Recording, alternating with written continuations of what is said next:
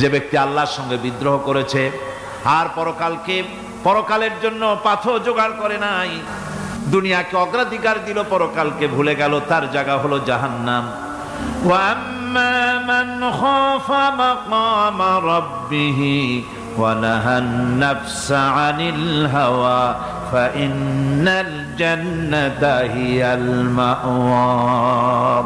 আর যে ব্যক্তি আপন প্রভুর সামনে উপস্থিত হওয়াকে ভয় করেছে এবং আপন প্রবৃত্তিকে লালসা মুক্ত করেছে, লালসার হাত থেকে রক্ষা করেছে, আল্লাহ রব্বুল আলামিন কিয়ামতের দিন তার জন্য রেখে দিয়েছেন জান্নাত। তার জন্য কোন জায়গা? জান্নাত। আমাদেরকে পরকাল ভিত্তিক জীবন যাপন যদি করি তাহলে কবরের জবাবগুলি খুব আসান হবে। আর যদি পরকাল ভিত্তিক জীবন যাপন না হয়, কবরটা মুসিবত হয়ে যাবে। হযরত ওসমান রাদিয়াল্লাহু তাআলা আনহু কবরের কাছে গিয়ে খুব কাঁদতেন। সাহাবায়ে কেরাম প্রশ্ন করেছেন, হুজুর, রাসূল করিম সাল্লাল্লাহু আলাইহি ওয়াসাল্লাম যখন জান্নাত ও জাহান্নামের ওয়াজ করেন তখনও তো এত বেশি আপনি কাঁদেন না, যত বেশি কাঁদেন কবরের কাছে এসে, কারণ কি? হযরত ওসমান রাদিয়াল্লাহু তাআলা আনহু বলতেন, আমার সাথীরা, আমি আমার হাবিবের কাছে, আল্লাহ রাব্বুল আলামিনের রাসূলের কাছে আমি শুনেছি এই কবরটাই হলো প্রথম স্টেশন, এই কবরটাই হলো প্রথম ইমিগ্রেশন কাউন্টার। এই জায়গায় যদি কেউ ধরা পড়ে যায়, কারো যদি চার্জশিট হয়ে যায়, সব জায়গায় ধরা পড়ে যাবে, হাসরে মিজানে সিরাতে কোনো জায়গায় নাজাত পাবে না। আর এই কবরটা যদি কেউ মুক্তি পেয়ে যায়, মিজান সিরাত হাসর সব জায়গা থেকে আল্লাহ তারে ভালোভাবে পার করে দিবেন। এটা হলো আসল জায়গা, মারাত্মক জায়গা, খুব মারাত্মক জায়গা। আমি এটাকে ইমিগ্রেশন কাউন্টার বলেছি আমার ভাষায়। ইমিগ্রেশন কাউন্টার যারা বিদেশ ভ্রমণ করেছেন তারা জানেন।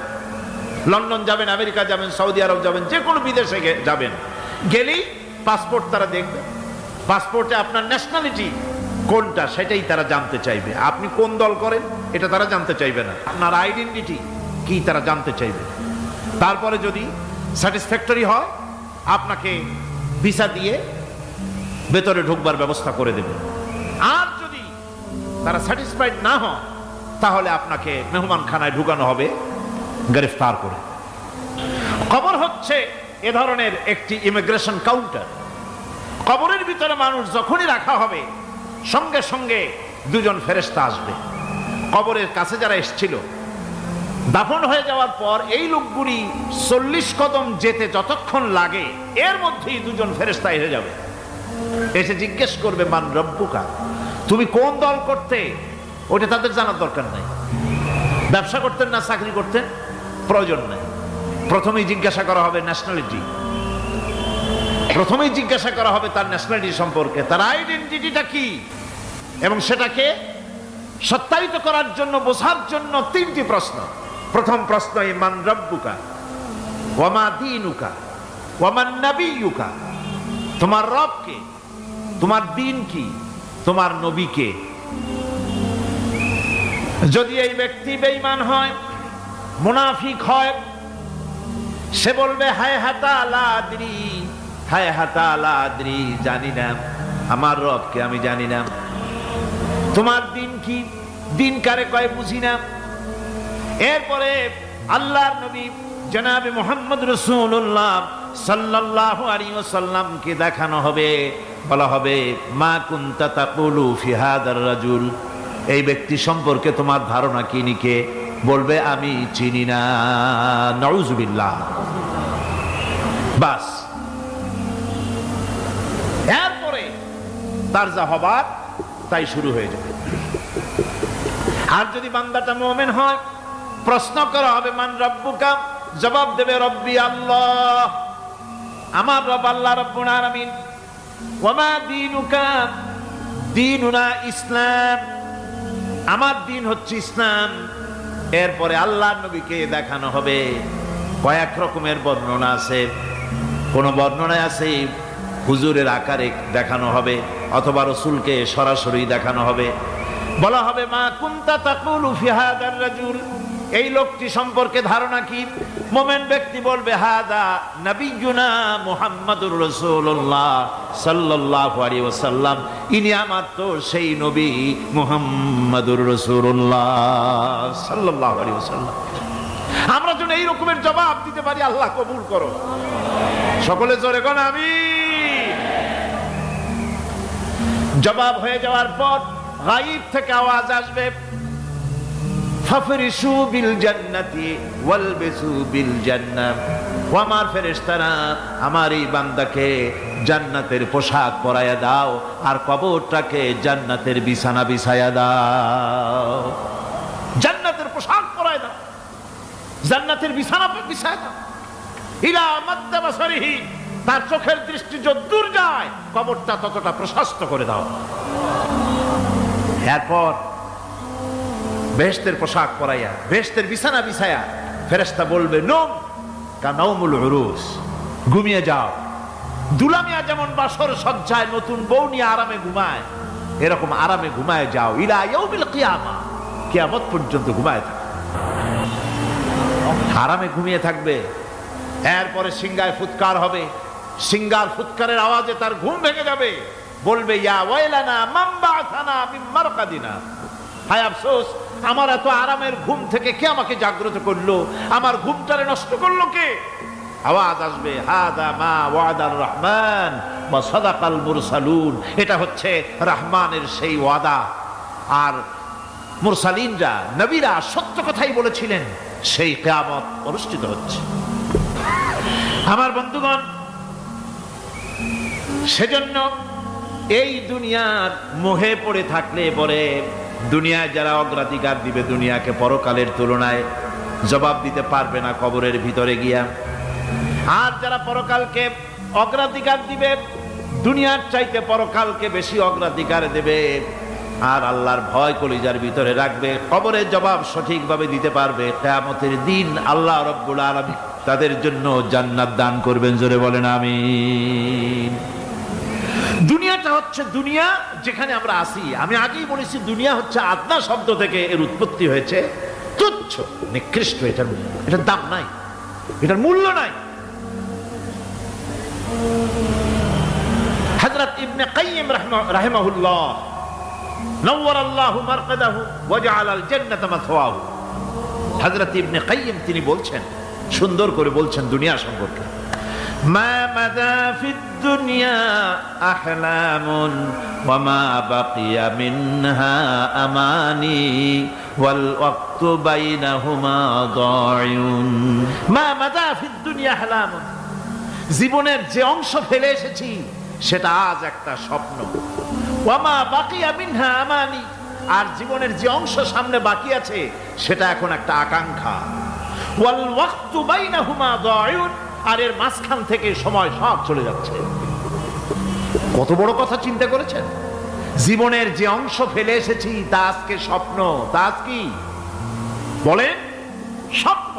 আর সামনে যা আছে সেটা আকাঙ্ক্ষা, আর মাঝখান থেকে সময় সব চলে যাচ্ছে। এরপরে তিনি বলছেন ওয়ামান ইয়াসহাবিদ দুনিয়া ইয়াকুন মিসলা কাবিদিন আলাল মাই খানাতুহু ফুরুজুল আসাবিঈ। দুনিয়াদারের অবস্থা হচ্ছে এই, কেউ যদি দুই হাতে পানি খামসায় ধরে, দুই হাতে কি ধরছে বলে?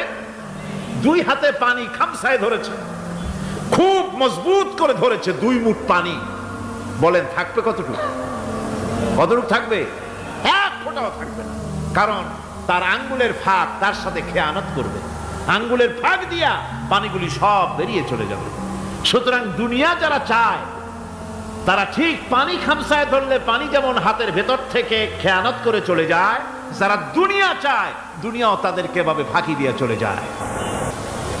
তবুও দুনিয়ার মায়া মানুষের এত বেশি।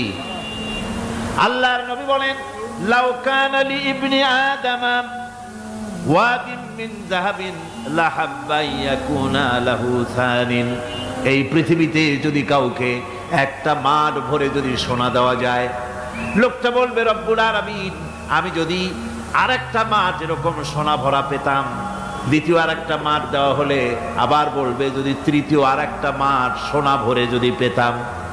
নবীজি বলেন ওয়ালা ইয়ামলাউ জাওফু ইবনু আদামা ইল্লা তুরাব, মানুষের পেট 3.5 হাত মাটি ছাড়া, কবরের মাটি ছাড়া মানুষের পেট ভরবে না।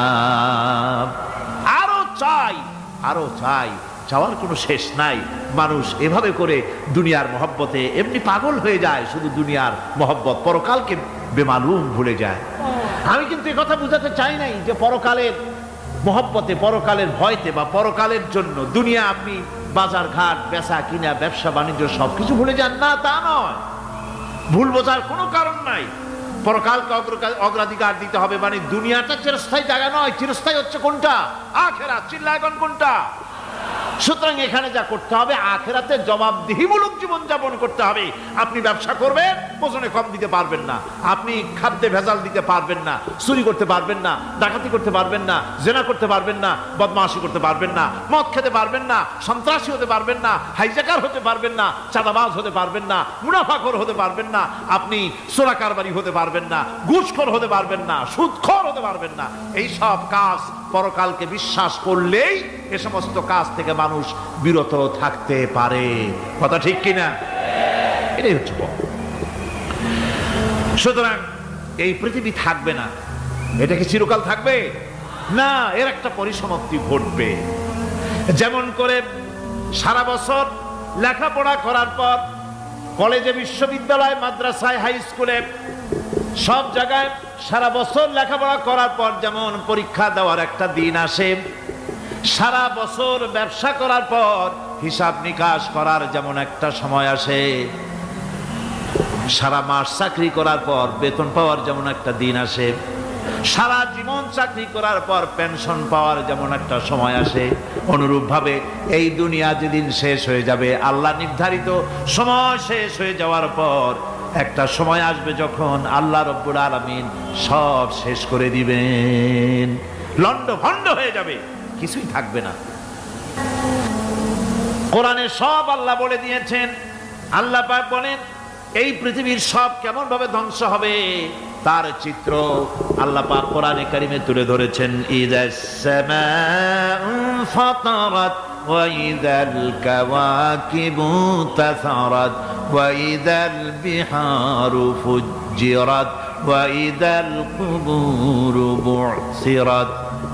যখন আকাশসমূহ দীর্ণ বিদীর্ণ হয়ে যাবে, তারকাগুলি বিক্ষিপ্ত হয়ে ছিটকে পড়বে, আর সমুদ্রগুলি উচ্ছ্বসিত হয়ে পড়বে, কবরগুলি সব তার ভেতরে যা আছে উদ্গীরণ করে দেবে, তারকাগুলি স্থিমিত হয়ে যাবে।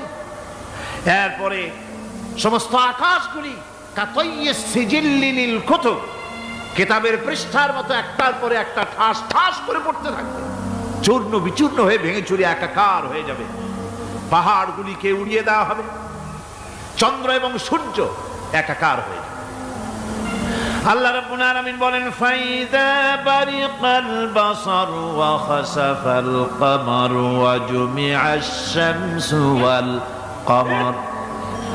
চক্ষু যখন বিস্ফারিত হয়ে যাবে, চাঁদ যখন তার আলো হারিয়ে ফেলবে, সূর্য যখন তার আলো হারিয়ে ফেলবে, চাঁদ আর সূর্য সব একাকার হয়ে যাবে, সেই সময়ের অবস্থাটা কি চিন্তা করো। মানুষ হয়রান হয়ে দৌড়াদৌড়ি করবে। ওয়াহুমিলাতিল আরদু ওয়াল জিবালু ফাদুক্কাতা দাক্কাতান ওয়াহিদা।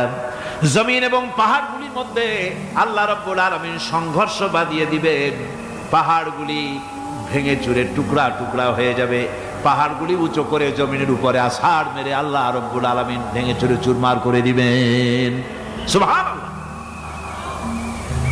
ওয়াতাকুনুল জিবালু কালইহনিল মানফুশ, পাহাড়গুলো পেঁজা ধোনা তুলার মতো করে উড়িয়ে দেওয়া হবে। কোরআনে কারীম বলছে قل يا عبادي الذين أسرفوا على أنفسهم لا تقنطوا من رحمة الله। হে আমার ওই সব বান্দাগণ যারা নাকি পাপাচার করে অশ্লীলতার মধ্যে নিমজ্জিত হয়ে নিজেদের জীবনকে নষ্ট করেছে। তোমার অনাচার যত কঠিন হোক, যত বেশি হোক, আমার রহমত থেকে নিরাশ হও না। সুবহানাল্লাহ। আমার রহমত থেকে নিরাশ হও না। যত বড় পাপ করে থাকো, আমার রহমত থেকে নিরাশ হও না।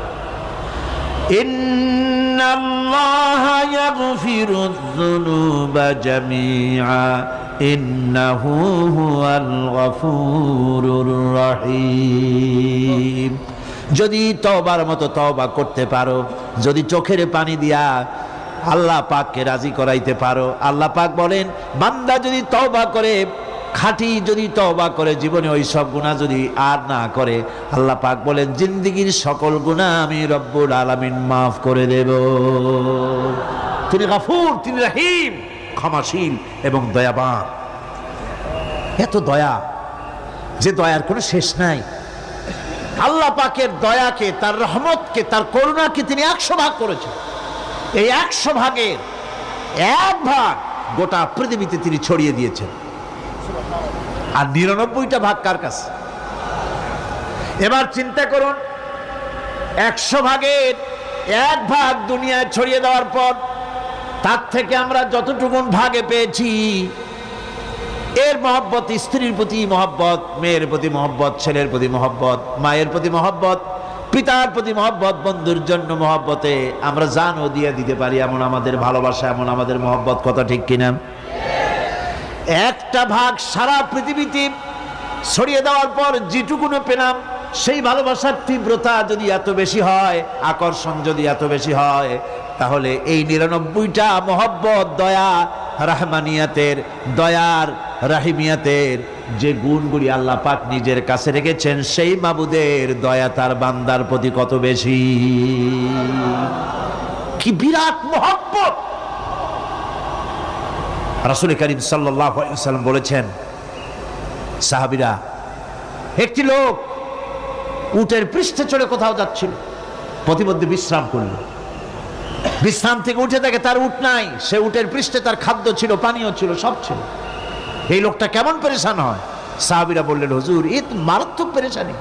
উটের মরুভূমির জাহাজ, উট হারায় গেছে, তার খাদ্য হারাইছে, পানি গেছে, সব শেষে তো মরা ছাড়া পথ নাই।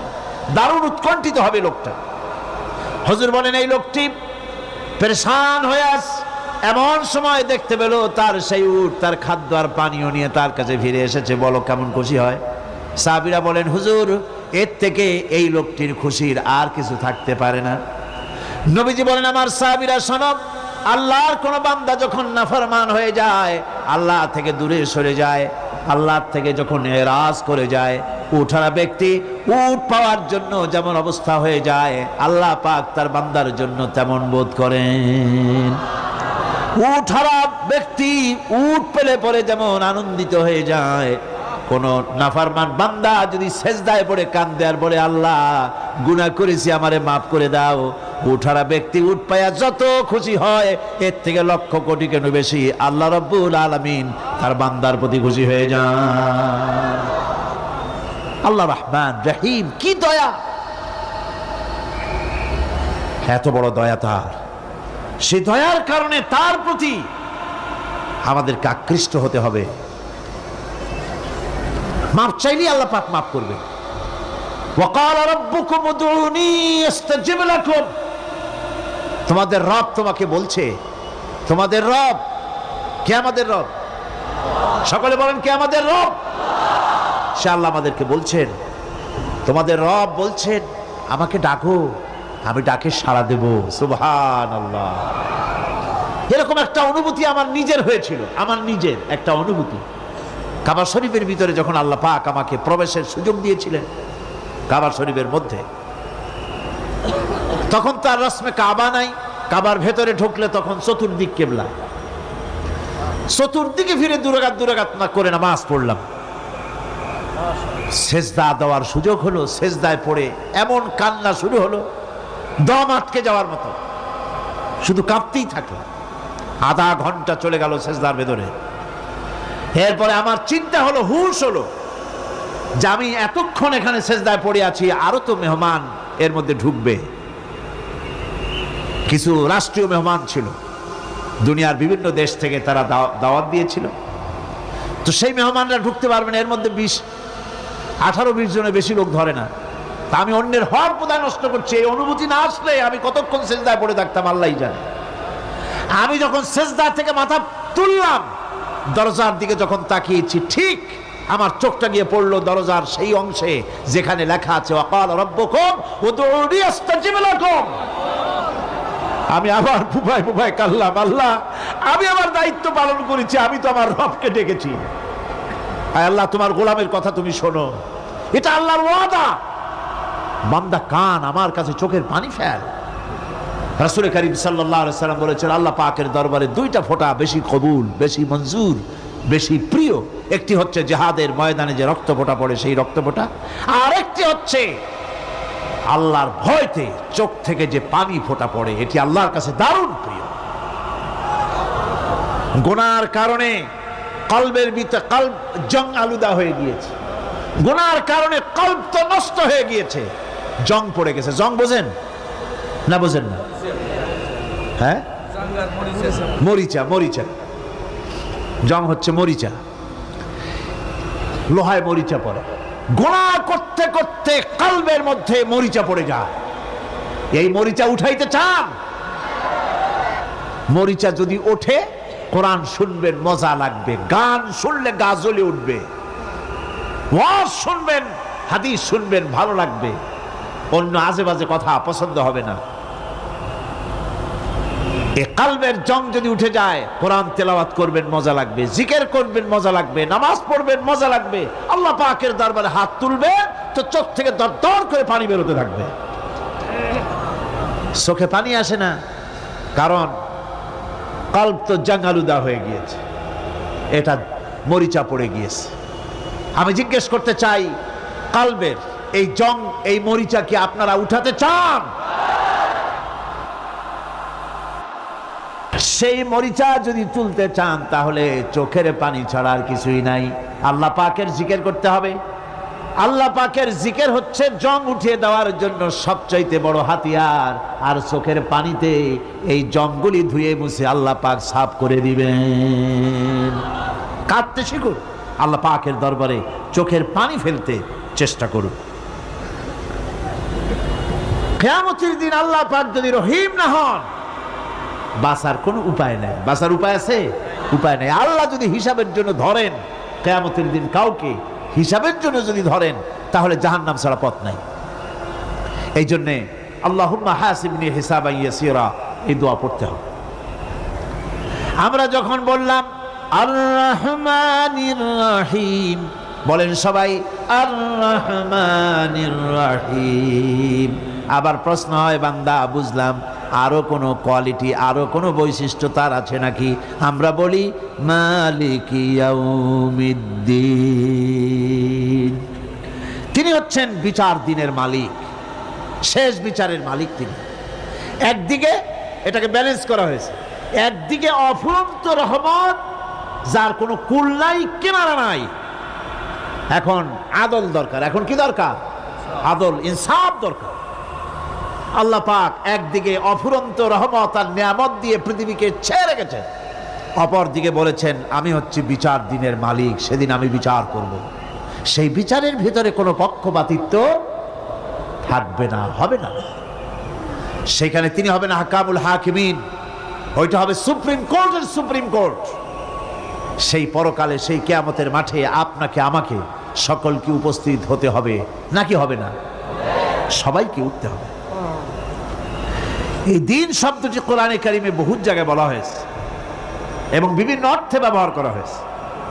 যেমন দিন শব্দের অর্থ প্রভাব, প্রতিপত্তি, আধিপত্য, ইতাআত, বন্দিগি, দাসত্ব, আনুগত্য, নীতি, পথ, পন্থা, হিসাব, ফয়সালা, প্রতিদান, প্রতিফল, এরকম অনেক অর্থ, অনেক অর্থে দিন শব্দ কোরআনে কারিমের মধ্যে ব্যবহৃত হয়েছে।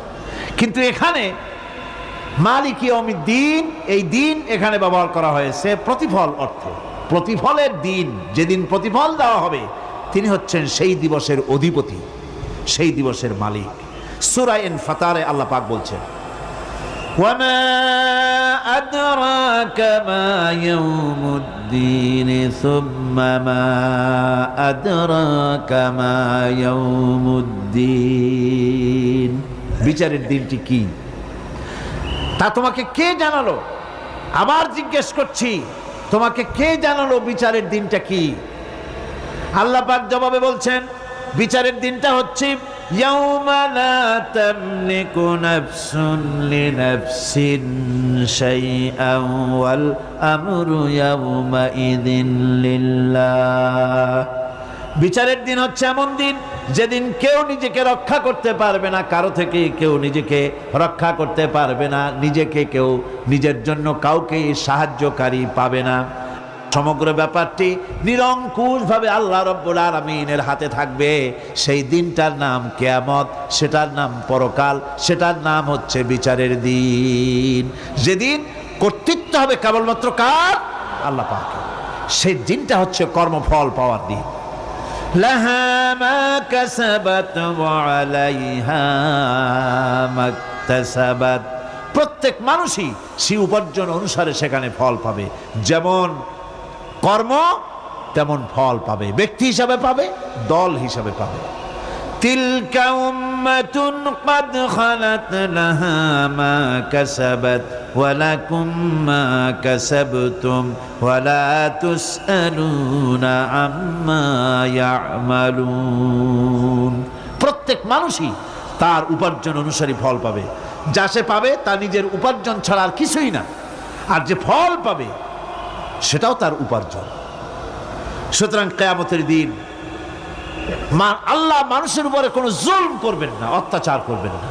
আল্লাহ পাক তো তার বান্দার জন্য জুলুমকারী নন, ঠিক কি না? আল্লাহ পাক বলছেন, মান আমিলা সালিহান ফালিনাফসিহি ওয়া মান আসাআ ফাআলাইহা ওয়া মা রাব্বুকা বিযাল্লামিন লিল আবিদ। যে ব্যক্তি পুণ্য কাজ করলো সে নিজের কাজে নিজের স্বার্থেই তা করলো। আমরা যে নামাজ পড়ি এটা কি আল্লাহর স্বার্থ? কথা কন, আল্লাহর স্বার্থ? সারা পৃথিবীর সমস্ত মানুষ যদি আল্লাহরে সেজদা দেয়, আল্লাহর ক্ষমতা আরো কিছু কালের জন্য বাড়বে নাকি? সমস্ত মানুষ যদি আল্লাহকে অস্বীকার করে, বিদ্রোহী ঘোষণা করে, বিদ্রোহ ঘোষণা করে, তাতে কি আল্লাহর ক্ষমতা শেষ হয়ে যাবে? নাউযুবিল্লাহি মিন যালিক। যেমন ছিলেন তেমনই থাকবেন। সুতরাং আমরা যা করি, আমরা নামাজ পড়ি নিজেদের জন্যে, আল্লাহকে খুশি করার জন্য, কিন্তু কল্যাণটা আমার। কল্যাণটা কার? আমার। রোজা, হজ, যাকাত, তেলাওয়াত যা করি সব আল্লাহকে খুশি করার জন্য, কিন্তু স্বার্থ পুরাটাই আমার, আমার কল্যাণের জন্যই আমি করি। এবং আল্লাহ হচ্ছেন তিনি তোমাদের রব। ওমা রাব্বুকা বিযাল্লামিন লিল আবিদ। তোমাদের রব হচ্ছেন তিনি যিনি বান্দাদের উপরে কখনো অত্যাচার করেন না, জুলম করেন না, মেহেরবানি দিয়ে যিনি ছেয়ে রাখেন তিনি হচ্ছেন আল্লাহ পাক। সুতরাং সেই কিয়ামতের মাঠে আল্লাহ পাকের দরবারে আমাদের সকলকেই উঠতে হবে। আল্লাহ পাকের দরবারে আমাদের সামনে, আল্লাহ পাকের সামনে দাঁড়াতে হবে। সেদিন আমাদেরকে কেউ বাঁচাতে পারবে না। সেদিন আল্লাহ পাক এর দরবারে যেন আমরা আসামি না হই, সেজন্য এই পৃথিবীতে কোরআন অনুযায়ী আমাদের জীবন গড়তে হবে, সুন্নাহ অনুযায়ী জীবন গড়তে হবে। তাহলে পরকালে আল্লাহ পাকের কাছে নাজাত পাওয়া যাবে। বড় কঠিন জায়গা, বড়ই কঠিন জায়গা। আপনি ইউরোপে যান, আমেরিকায় যান, যেখানেই যান না কেন, বিদেশে গেলে সেখানে বন্ধু বান্ধব আছে, ফরেন কারেন্সি সংগ্রহ করে যেতে হয়। আর যদি বন্ধু বান্ধব না থাকে তাহলে ফরেন কারেন্সি তো সংগ্রহ করে নিয়ে যাবেনি, সেটা দিয়ে আপনার উপকার হবে। কিন্তু এমন একটা দেশে আমরা যাব, আমাদের সকলকে যেতে হবে। ওই দেশটার নাম কি? পরকাল। ওটার নাম কি? পরকাল। ওই পরকালে আমরা যে উঠব, সেখানে কোনো আত্মীয় স্বজন মিলবে না। আল ইয়াউমা লা ইয়ানফাউ মালু ওয়ালা বানুন। ধন, সন্তান, সন্ততি, সম্পদ কোনো কাজে লাগবে না কিয়ামতের মাঠে। সেদিন আমাদেরকে উঠতে হবে খালি হাতে। সেখানে উঠতে হবে, কোনো ফরেন কারেন্সি দিয়ে কাজ হবে না, বন্ধু বান্ধব মিলবে না, কারেন্সিও মিলবে না। এমন একটা কঠিন জায়গা যেখানে মাথার উপরে হবে প্রচণ্ড সূর্যের কিরণ, পায়ের তলে হবে তামার মতো জমিন, সমস্ত মাঠ জুড়ে শুধু মানুষ চিল্লাবে, কাঁদতে থাকবে, চিল্লাইতে থাকবে, উলঙ্গ উলঙ্গিনী হয়ে কিয়ামতের মাঠে মানুষ আল্লাহর দরবারে উঠবে। হযরত আয়েশা সিদ্দিকা রাদিয়াল্লাহু তাআলা আনহা বলেছেন, হে রাসূল, তাহলে কি মানুষের শরম করবে না? হুজুর বললেন, শরমের অনুভূতিই তো থাকবে না, মানুষ সব আকাশের দিকে, ঊর্ধ্বের দিকে তাকিয়ে থাকবে, ভয়তে অস্থির হয়ে যাবে, কেউ কারো দিকে তাকাবার সময় পাবে না। এমন একটা বিভীষিকাময়, এমন একটা বিরাট জায়গায়, কঠিন জায়গায় আমাদের সকলকে উঠতে হবে। যাওয়ার আগে আল্লাহ পাক স্মরণ করিয়ে দিচ্ছেন, সূরা ফাতিহা প্রত্যেক নামাজে আমাদের স্মরণ করিয়ে দেয়, তিনি শুধু রহমান রহিমই নন, তিনি মালিক ইয়াউমিদ্দিন। তিনি কিয়ামতের দিন মানুষের বিচার করবেন। সে বিচারের মধ্যে পক্ষপাতিত্ব থাকবে না, সে বিচারটা বড় কঠিন হবে। কারো পয়সা যদি মারেন, কারো হক যদি নষ্ট করেন, তাহলে প্রতিটা পয়সার জন্য 70 রাকাত কবুল নামাজের সওয়াব দিতে হবে কিয়ামতের মাঠে। বাঁচা যাবে না সেদিন, উপায় হবে না। আল্লাহ পাক যার প্রতি রহম করবেন তিনি ছাড়া আর বাঁচার কোনো পথ থাকবে না। সেই জন্য ওই পরকালের মাঠে কিয়ামতের দিন আল্লাহ পাকের দরবারে আমরা যেন আল্লাহর খাঁটি বান্দা হয়ে উঠতে পারি, এ জীবন যাপনের তৌফিক আল্লাহ পাক যেন আমাদের দান করেন। আমরা সবাই বলি আমিন।